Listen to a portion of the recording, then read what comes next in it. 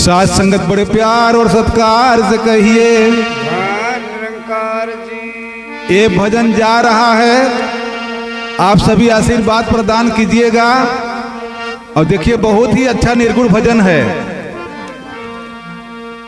कि पिया परदेसिया लौट के नया वेला, पिया परदेसिया लौट के नया वेला, पिया परदेसिया लौट के नया वेला।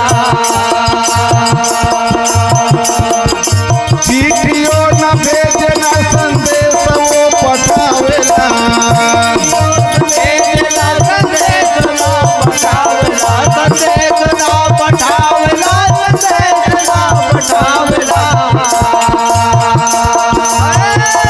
ओ पिया परदेसिया लौट के नया वेला, लौट के नया वेला, लौट के नया वेला, लौट के नया वेला, लौट के नया वेला।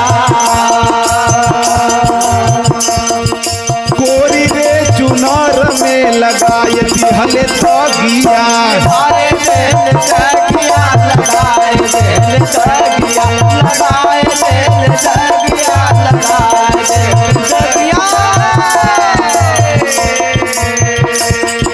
सतगुरु न कैलस ऊ बड़ा बा अभगिया, बड़ा बड़ा भागिया, बड़ा बड़ा भागिया, बड़ा बड़ा भागिया, बड़ा बड़ा भागिया। सतगुरु जन्म भव के बंधन छोड़ावेला, पिया परदेसिया लौट के नया वेला, पिया परदेसिया लौट के नया वेला, पिया परदेसिया लौट के नया वेला।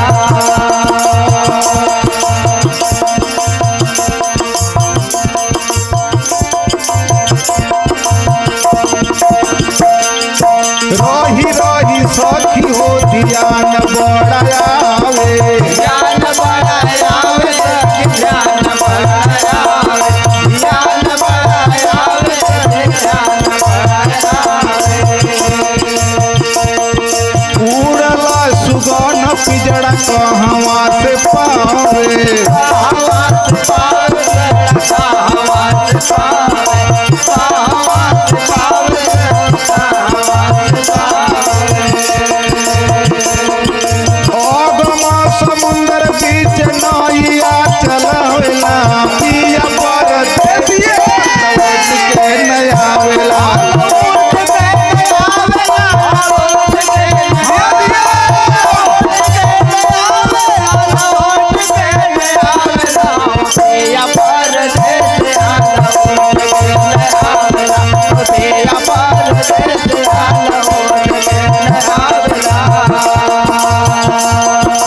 देखा मित्रों, इस संसार के जे छोड़ के एक बार चल गई तो दोबारा कबो ना लौट के आवला। लेकिन सदगुरु के द्वारा अगर ज्ञान मिलल बा तो ये आत्मा के परमात्मा के प्राप्ति हो गई, जन्म मरण के बंधन से छुटकारा मिल गई, यही के मुक्ति कहा।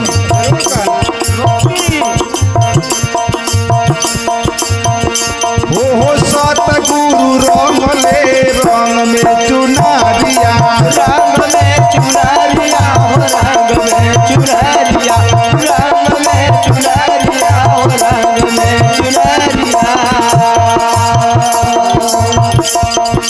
पाई गुरु ज्ञान बीतलाई उमारिया, आए उमरिया, आए उमरिया, आए उमरिया, आए उमरिया। काहे कोरी चुनरी में दागिया लगावेला, पिया परदेसिया लौट के नया वेला, लौट के नया वेला, लौट के नया वेला, लौट के नया वेला, लौट के नया वेला।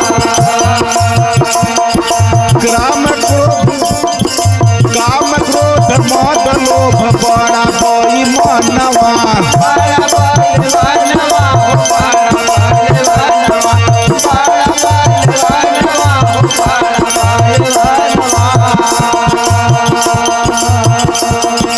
दुनिया के हवा देखी बहक जाला मनवा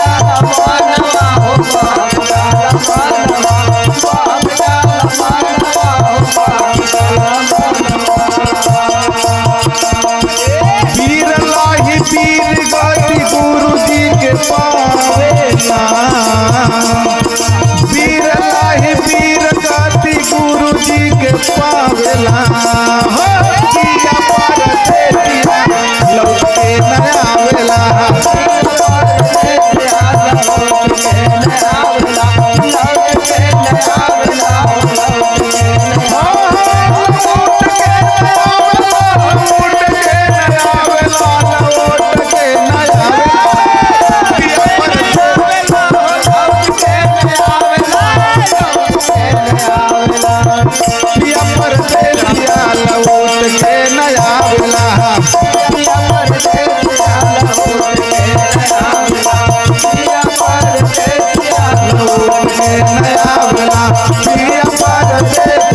नया